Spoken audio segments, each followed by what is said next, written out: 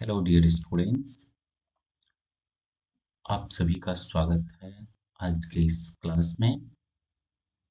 जैसा कि आप सभी देख सकते हैं कि आपके स्क्रीन पे दिख रहा होगा रियल साइंस, जिसको हम लोग हिंदी में कहते हैं वास्तविक विज्ञान, है ना। वास्तविक विज्ञान। अब जैसे आपका एक जस्ट वेट, ठीक है। वो हम पहले एक आ गया। जब आप साइंस पढ़ रहे हैं तो आपको ये पता होना चाहिए कि साइंस है क्या। आखिर साइंस हम कहते किसको हैं। देखिए यहाँ पे लिखा गया है स्पेसिफिक एंड अरेंज नॉलेज। आप इसको ये भी कह सकते हैं specific systematic and arrange knowledge. Specific systematic and arrange knowledge, आप इसमें ये ऐड कर सकते हैं क्या, सिस्टमैटिक, है ना। क्या ऐड कर सकते हैं, सिस्टमैटिक, है ना। तो आप ये ऐड कर सकते हैं इसमें, है ना, systematic. Specific systematic and arrange knowledge are called science, है ना। तो अब देखिए इसमें दो चीजें आई, है ना। एक है आपका रियल साइंस और दूसरा है स्यूडो साइंस। रियल मीन्स सत्य विज्ञान, जो चीजें हम सामने से देख रहे हैं, जिसे हम सामने से महसूस करते हैं, है ना। जो भी चीजें वास्तविक है वो सब क्या है, आपके रियल साइंस है। स्यूडो साइंस, छद विज्ञान, ये किसी चीजों पे आधारित होता है। जैसे आपका जो रियल साइंस होता है वो किस पे आधारित होता है, ये थ्योरी बेस्ड होता है, यानी ये फिक्स है। आप वर्ल्ड के किसी भी पार्ट्स में चले जाइए, वो चीजें कभी भी बदलने वाली नहीं है। तो जो कभी किसी वर्ल्ड में चले जाइए, कहीं भी चले जाइए आप, अगर वो ना बदले तो आपका वो किस में आएगा, रियल साइंस में आएगा। स्यूडो साइंस किस पे आधारित होता है, पैराडिग्म पे आधारित। पैराडिग्म मीन्स क्या, अवधारणा, जो हम मानते हैं, है ना। अब देखो जो थ्योरी है बेटा, वो कभी भी बदलने वाला नहीं होता है, इसीलिए इसको हम लोग क्या बोलते हैं, अनचेंज रियलिटी। रियल साइंस कभी भी बदलता नहीं है ना। जैसे मान लीजिए कि आप अपने यहाँ क्रोम मतलब कौवा कह रहा है, हो सकता है श्रीलंका में कुछ और कहे, अमेरिका में कुछ और कहे। तो अब जैसे मान लीजिए कोई इंडियन स्टूडेंट्स अगर अमेरिका में स्टडी करने गया और वहां पे वो क्रोक यूज कर रहा है और वहां पे कुछ और यूज हो रहा है, तो ये क्या हो जाएगी, एक प्रॉब्लम्स आ जाएगी कि वो बताना कुछ और चाह रहा है, समझाना कुछ और चाह रहा है और वो समझ कुछ और रहा है। उसके लिए एक वर्ड आता है जिसको आप लोग साइंटिफिक नेम कहते हैं, है ना, जो पूरे वर्ल्ड में मान्य है ना। तो उसी तरह से जो भी आपके रियल साइंस है वो पूरे वर्ल्ड में सेम होते हैं। लेकिन स्यूडो साइंस जो पैराडिग्म पे आधारित होता है, अवधारणाओं पे आधारित होता है, वो क्या होते रहता है, वो बदलते रहता है ना। इसीलिए इसको क्या कहते हैं, चेंजिंग रियलिटी, परिवर्तनशील सत्य। अब इसमें क्या सब बदलता है, सोशल साइंस, जैसे किसी देश का, जो इंडिया का पॉलिटिकल कंडीशन है, क्या वो अमेरिका का है, क्या नहीं, क्या वो कोरिया का है, क्या उत्तर कोरिया का, आप तो नाम जानते हैं। अब इकोनॉमिक्स, जो भी हमारे यहाँ की इकोनॉमिकल वैल्यू है वो अमेरिका की, ब्रिटेन की, जापान की, सब जगह की सेम नहीं है। तो जितने भी आपके सोशल साइंस आते हैं, वो हिस्ट्री हो, पॉलिटी हो, ज्योग्राफी हो, अब देखिए जो क्लाइमेटिक कंडीशन, इवन आप अपने इंडिया में ही देख लीजिए, जो क्लाइमेटिक कंडीशन जम्मू कश्मीर का है, क्या वो बिहार का है, क्या नहीं है। तो ये सब क्या हो रहा है, बदल रहा है ना, according to place, according to time जो चेंज होते रहता है, वो सब आपका आता है स्यूडो साइंस में, है ना। अब आगे देखते हैं क्या कह रहा है। देखिए तो रियल साइंस, चूंकि हम लोगों को साइंस पढ़ना है, वास्तविक चीजें, है ना, चूंकि आप लोग साइंस पढ़ने के लिए आए और मैं आपको पढ़ा रहा हूँ केमिस्ट्री। तो रियल साइंस में क्या होता है, लिविंग और नॉन लिविंग। रियल साइंस में क्या होता है, लिविंग और नॉन लिविंग। अब देखो बेटा, रियल साइंस को दो पार्ट में डिवाइड किया गया, एक है बायोलॉजिकल साइंस और दूसरा है आपका किसका, फिजिकल साइंस। बायोलॉजिकल साइंस और फिजिकल साइंस, है ना। अब देखिए बायोलॉजिकल साइंस क्या होता है, इसमें लाइफ, लाइफ मतलब लिविंग, लिविंग मीन्स क्या, जिसमें क्या हो, प्राण हो। प्राण मीन्स क्या, जो, अब किस किस में प्राण है, तो हमारे प्लांट्स में है और एनिमल में है। तो देखिए बायोलॉजिकल साइंस, इसमें क्या है, लाइफ, लाइफ मतलब लिविंग, लिविंग थिंग्स जितने भी है वो क्या है, आपके प्लांट्स और एनिमल है। लिविंग कौन है, प्लांट्स है और एनिमल है। फिजिकल साइंस, इसमें क्या है आपका, नॉन लिविंग है। नॉन लिविंग में क्या आता है, मैटर और एनर्जी आता है, मैटर और एनर्जी आता है, ठीक है। अब देखो लाइफ, किस किस में लाइफ, तो प्लांट्स और एनिमल, तो सबको हम अलग अलग पढ़ते हैं। तो एक होता है आपका जूलॉजी और दूसरा होता है बॉटनी। जूलॉजी को बोलते हैं जंतु विज्ञान, जिसमें हम लोग क्या पढ़ते हैं, एनिमल। फादर ऑफ जूलॉजी कौन है, एरिस्टोटल है, फादर ऑफ जूलॉजी एरिस्टोटल, है ना। सेकेंड पार्ट से हमारा बायोलॉजिकल साइंस का बॉटनी, वनस्पति विज्ञान, इसमें हम लोग क्या पढ़ते हैं, प्लांट्स के बारे में, है ना, जितने भी प्लांट्स है। इसके फादर कौन है, थियोफ्रास्टस, फादर कौन है, थियोफ्रास्टस। अब इधर आ जाते हैं हम लोग, जो हमारा बेसिक अभी जो बेस है वो है हमारा केमिस्ट्री, जिसको हम लोगों को पढ़ना है। तो केमिस्ट्री में क्या पढ़ेंगे, मैटर के बारे में, है ना। मैटर मीन्स द्रव, है ना। आप लोग पदार्थ भी जानते हैं, मैटर मीन्स, है ना। इसके फादर कौन है, लेबोजियर है। एक नेक्स्ट क्या हमारा फिजिक्स है। फिजिक्स क्या है, study of inter relation and interaction between matter and energy, द्रव एवं ऊर्जा के मध्य अंतर क्रिया और अंतर संबंध का अध्ययन, है ना। द्रव मतलब क्या, पदार्थ। द्रव मीन्स क्या, पदार्थ। तो पदार्थों के बीच की जो क्रिया है और उनके बीच का जो रिलेशन है वो हम पढ़ रहे हैं किसमें, न्यूटन, सॉरी, फिजिक्स में पढ़ते हैं। फादर ऑफ फिजिक्स कौन है, न्यूटन है ना। जैसे कोई भी ऑब्जेक्ट जो है वो क्या पोजीशन है, क्या कंपोजिशन है उसका, है ना। और इंटरैक्शन, इंटरैक्शन मीन्स क्या होता है, अंतर संबंध, है ना। तो उनके बीच के जो अंतर संबंध है, इन सब चीज़ों के बारे में हम लोग जो पढ़ते हैं, अंतर क्रिया उनके बीच कैसे वर्क होता है ना।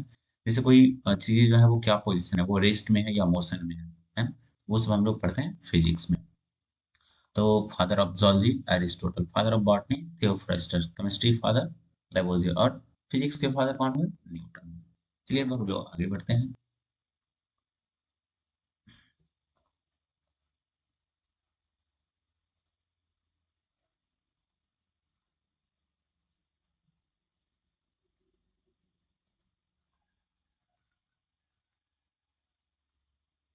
चलिए, अब हम शुरू करते हैं केमिस्ट्री। देखो बेटा, केमिस्ट्री है स्टडी ऑफ मैटर, द्रव का अध्ययन। अब समझिएगा, द्रव या पदार्थ दोनों एक ही बात है। स्टडी ऑफ मैटर, द्रव का अध्ययन। अब देखो, स्टडी ऑफ मैटर में यानी मैटर का क्या क्या स्टडी हम करेंगे, ये भी तो इम्पोर्टेंस है ना। या फिर हम पढ़ेंगे क्या इसमें, तो आप पढ़ेंगे कंपोजिशन। कंपोजिशन मीन्स क्या, कोई भी चीज़ जो है वो उनमें किन-किन चीज़ों से मिलकर वो बना हुआ है, उसका अमाउंट कितना है, वो आप जानेंगे, है ना? जैसे आप देखते हैं ना कि आप चाय बनाते हैं, तो चाय में कितना चीनी देना है, कितना चाय पत्ती देना है ना? कितना दूध डालना है, कितना पानी डालना है, कितना द वो सब फिर क्या होता है, फिक्स होता है ना। आप बहुत ज़्यादा चीनी भी नहीं डाल सकते, बहुत ज़्यादा जो है सो आप चाय पत्ती भी नहीं डाल सकते, है ना? तो एक फिक्स अमाउंट डालते हैं, है ना? वो मैटर का वो क्या होता है, कंपोज़िशन होता है। इसके अलावा स्ट्रक्चर, कोई भी ऑब्जेक्ट का जो होता है ना, कोई भी मैटर का स्ट्रक्चर पढ़ते हैं, किसमें? केमिस्ट्री में पढ़ते हैं। और क्या, कैरेक्टरिस्टिक, अलग डिफरेंट टाइप्स के जो आपके मैटर हैं, उनके जो कैरेक्टरिस्टिक विशेषताएँ क्या होती हैं, डिफरेंट। नेक्स्ट क्या है लास्ट हमारा, यूटिलाइज़ेशन, उपयोग। यानी हम वो जो मैटर पढ़ रहे हैं या वो जो मैटर है, उसका क्या उपयोग है ना? क्या उपयोग है।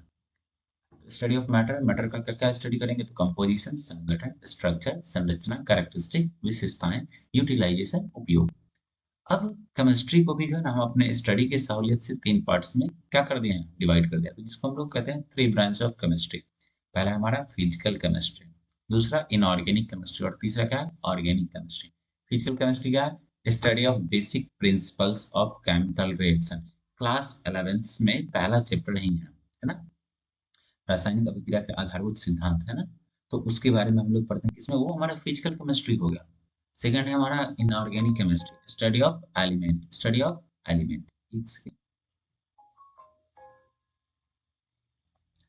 तो जो भी फिजिकल केमिस्ट्री है उसमें हम लोग जितने भी प्रिंसिपल है केमिस्ट्री से रिलेटेड, रासायनिक विज्ञान से संबंधित, है ना, रासायनिक अभिक्रिया से संबंधित, वो सब हम किसमें पढ़ते हैं, फिजिकल केमिस्ट्री।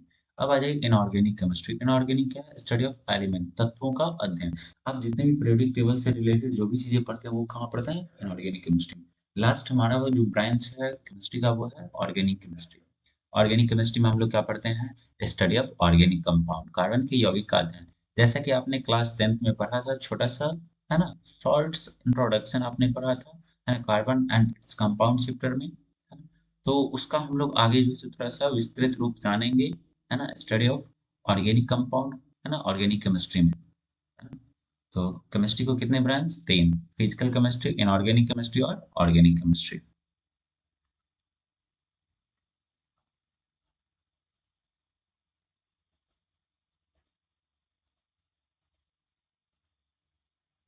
चलिए, अब हम देखते हैं क्या है हमारा मैटर। मैटर मीन्स क्या होता है, द्रव। मैटर मीन्स क्या होता है, द्रव। अब देखो इसका अर्थ क्या होता है, सबसे पहला, anything occupy space, having mass, having property of inertia and we can feel it. मतलब क्या, हर वह चीज जो स्थान घेरती हो, जिसमें द्रव्यमान हो, जिसमें जड़त्व का गुण पाया जाता हो, है ना, प्रॉपर्टी ऑफ इनर्शिया, वह जिसे हम क्या कर सकते हैं, फील कर सकते हैं, महसूस कर सकते हैं, वो क्या हमारा पदार्थ है ना। अब देखो इसको बांटा कैसे गया है, जैसे आप देखिए ये है, तो आप इसको हम जैसे यहाँ पे रखे अपने हाथों पे, तो ये क्या हो रहा है, ये आप देखिए, इसको आप कहीं पे भी आप रखेंगे, ये क्या है, स्थान गिरेगा, इसका कुछ न कुछ क्या होगा, वेट होगा, है ना? तो ये क्या है, हमारा पदार्थ है। अब इसका क्लासिफिकेशन कैसे किया गया, on the basis of physical state, भौतिक अवस्था के आधार पे, है ना? तो आपने तीन पढ़ा होगा, सॉलिड, लिक्विड और गैस। इसमें दो और जोड़ दीजिए, प्लाज्मा और बीईसी, बोस आइंस्टाइन कंडेंसेट, है ना? बारी बारी से हम लोग सब पढ़ेंगे। तो पहला है उसके स्टेट, अवस्था के आधार पे कितने, पांच, सॉलिड, लिक्विड, गैस, प्लाज्मा और बीईसी। नेक्स्ट क्या हमारा, on the basis of chemical composition, on the basis of chemical composition. देखिए, on the basis of chemical composition, रासायनिक संगठन के आधार पे कितने होते हैं, तो दो, एक प्योर और दूसरा इम्प्योर, शुद्ध और अशुद्ध।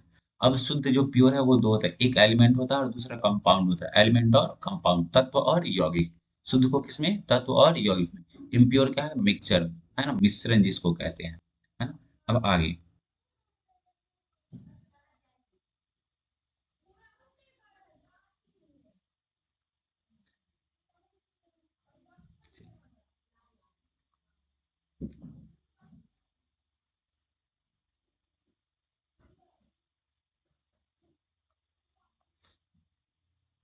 तो बाकी की चीजें हम लोग अगले क्लास में पढ़ेंगे, है ना, प्योर इम्प्योर एलिमेंट, है ना, इन सब के बारे में हम लोग अगले क्लास में पढ़ेंगे। आप लोग अच्छे से पढ़ाई कीजिए, है ना। कोई भी क्वेश्चंस हो तो आप जरूर कमेंट कीजिएगा। Thank you.